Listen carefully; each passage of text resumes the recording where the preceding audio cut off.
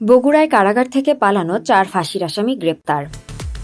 সারা দেশের আলোচিত চাঞ্চল্যকর বগুড়া কারাগার থেকে মৃত্যুদণ্ডপ্রাপ্ত 4 কয়েদির পলায়নের ঘটনা ঘটেছে।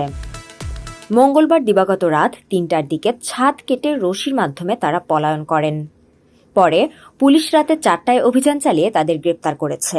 এ ঘটনায় একাধিক তদন্ত কমিটি গঠন করা হচ্ছে।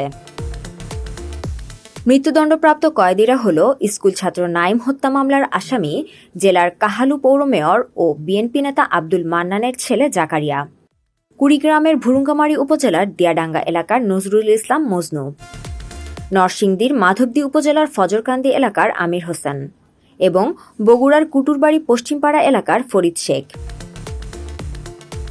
এ চাঞ্চল্যকর ঘটনা সুপরিকল্পিত এবং কারা কর্তৃপক্ষের চরম দায়িত্বে অবহেলা রয়েছে বলে মনে করছেন সুশীল সমাজ। বুধবার সকালে নিজ কার্যালয়ে Bogura police super Sudip Kumar Chakraborty press ব্রিফিংয়ে এসব তথ্য জানান।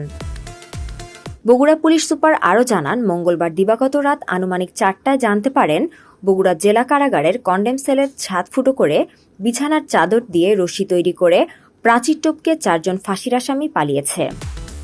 তাৎক্ষণিকভাবে ডিউটিরত সকল পুলিশকে তাদের গ্রেফতারের জন্য নির্দেশ দেওয়া হয়। রাত আনুমানিক 4:10 সদর ফাঁড়ির এসআই খোরশেদ আলম তার নেতৃত্বে শহরের চেলোপাড়া চাষিবাজার থেকে তাদের গ্রেফতার করে। গ্রেপ্তারকৃতদের আদালতে হাজির করে 7 দিনের রিমান্ড আবেদন করা হবে। এরপর তাদেরকে পুনরায় কারাগারে পাঠানো হবে।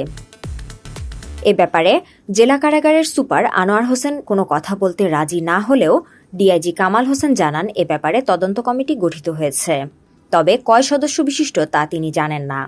বিষয়টি গুরুত্ব সহকারে দেখা হচ্ছে। বিষয়টি দেখতে অতিরিক্ত আইজি আসছেন।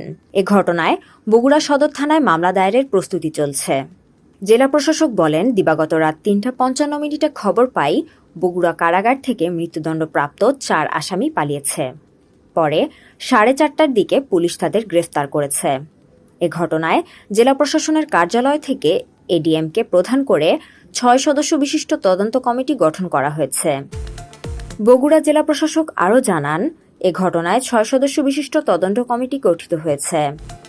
তদন্ত কমিটির সদস্যরা হলেন এডিএম পুলিশের একজন কর্মকর্তা, র্যাবের একজন, গণপূর্ত বিভাগের একজন, ফায়ার সার্ভিসের একজন এবং জেলা কারাগারের একজন।